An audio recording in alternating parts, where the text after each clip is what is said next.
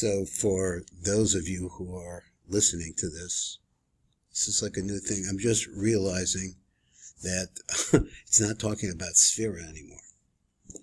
Like I just plunge into things and I start going at it. So not talking about Shmira. This is a lima that I want to do during Shmira.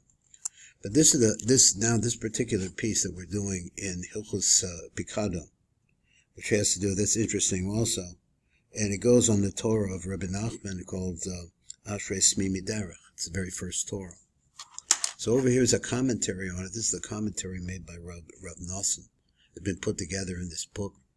Now, so yesterday and the day before, like I really wasn't sure what was going on here because I kept I'm traveling a lot. It's hard for me to really think, and I'm not that good at thinking anyway.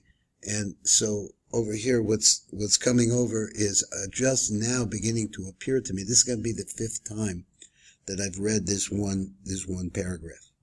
Very difficult for me to see what he was doing, but he's doing something Kabbalistic, and you got to listen to it very carefully.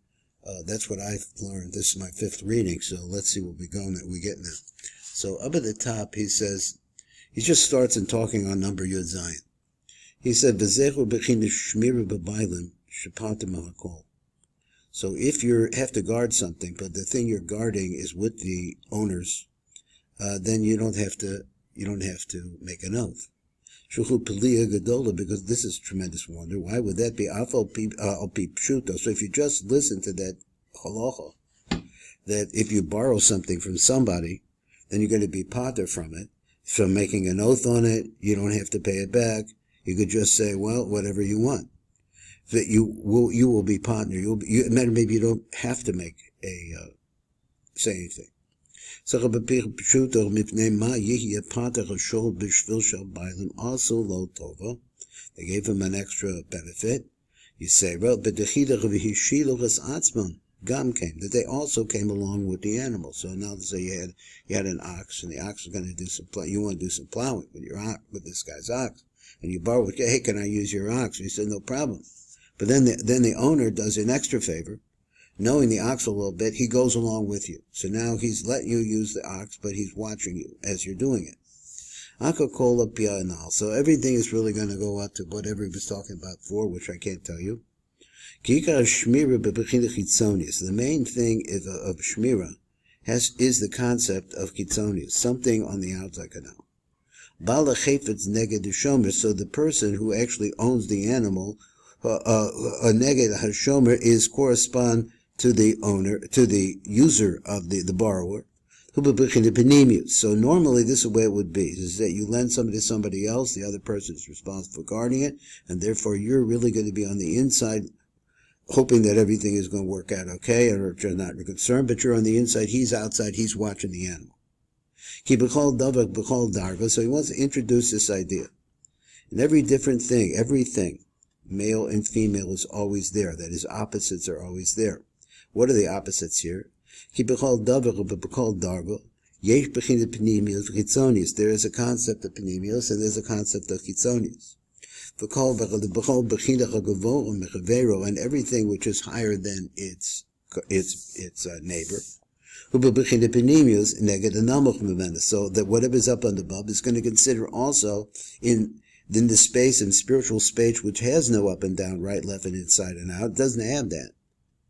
But he says, but it does have a concept that somehow here we have a relativity. So whichever came first would also be called inside.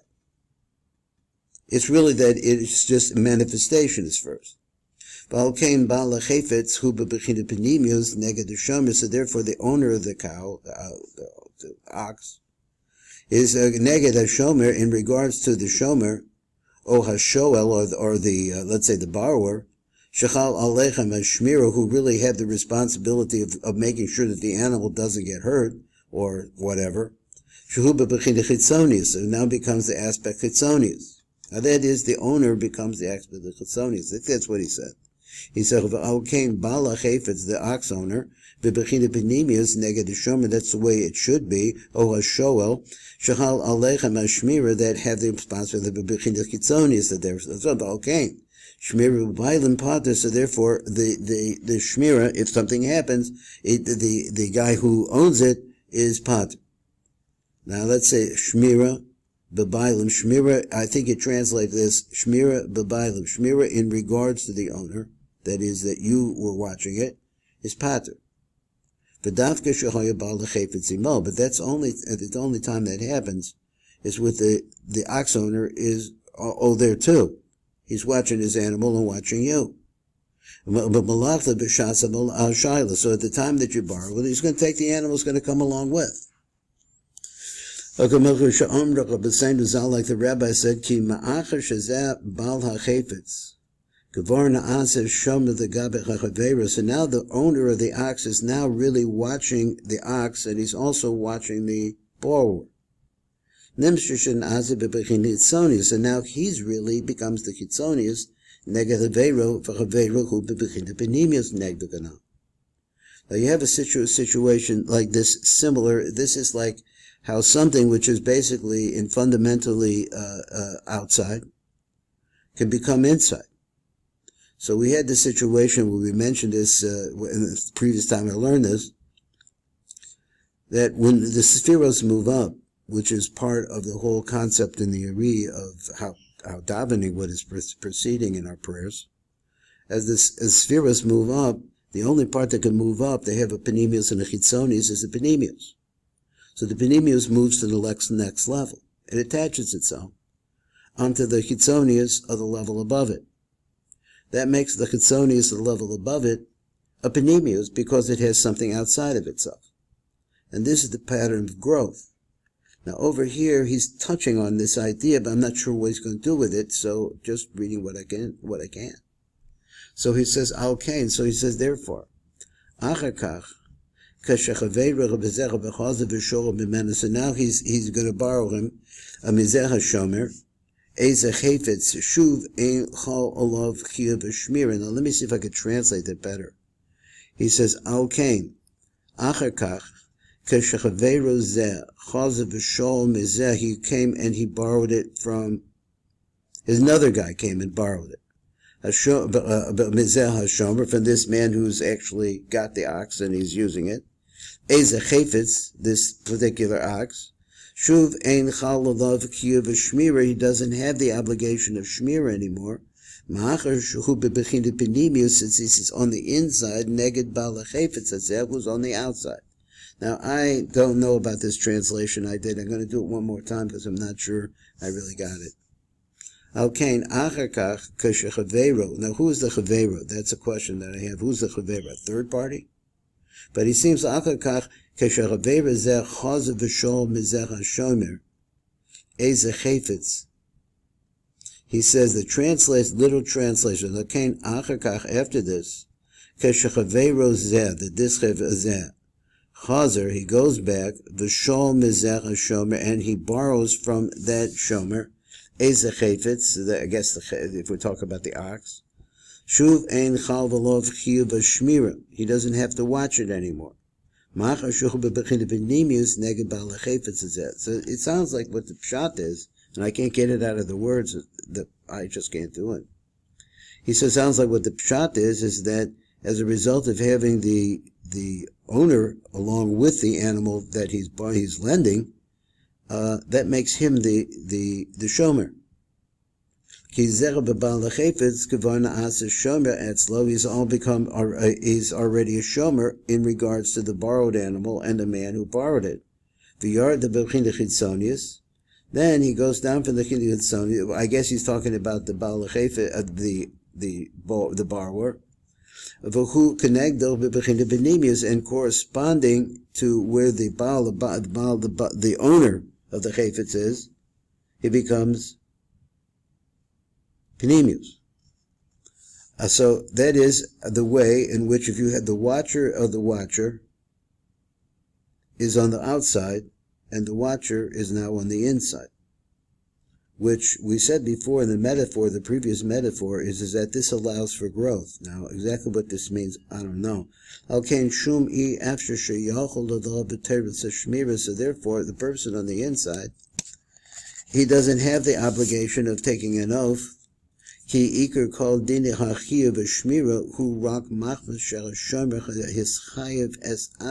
only because the shomer makes himself obligated, l'tzeis l'chutz, to go out, v'la'alos v'l'kasher ha'chefetz mechutz lifnim.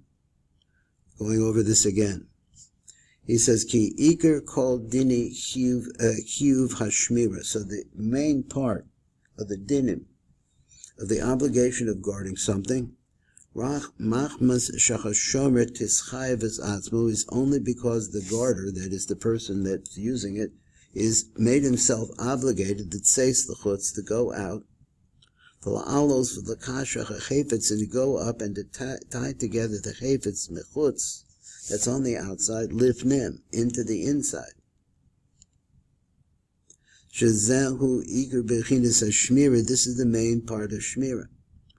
Nemsa she'iker chiyuv hashmira kuba bechinas chitzonius. So the main thing about shmira has to do with chitzonius. What do you need shmira for? You need shmira because there are forces on the outside which are wrong but dangerous. So now that you borrowed the bailim, and they have to also be part of the shmira. And they're the aspects of chitzonius in regards to that. So further than that, you don't have a chiyuv of shmira. It's impossible that it can be chitzonius negdam. So once you're on the inside, you can no longer consider it to be on the outside.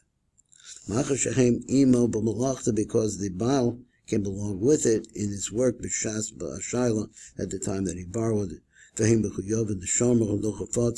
So they have to guard their things. This is the chitzonius. Ki iker chiyuv hashmira. The main reason why we have to guard ourselves. We have to guard ourselves from that. Shmira b'ailim pater. But if there's guarding, if you're a pater, I don't know where he's going with this. If the bailim come along with it, then you're going to be pater because you're going to wind yourself up on the inside. Now, what is he trying to get at? We know that the topic here that we're talking about is to find the seichel sheyesh b'chol davar. The question is who is the shomer on the outside that is watching his chayfetz? What's the chayfetz? So it's a lot to be thought about over here, but he's not done, and we're going to keep going and see a little bit more. This is Baruch Fleischman. It's a Tikvin elevator call.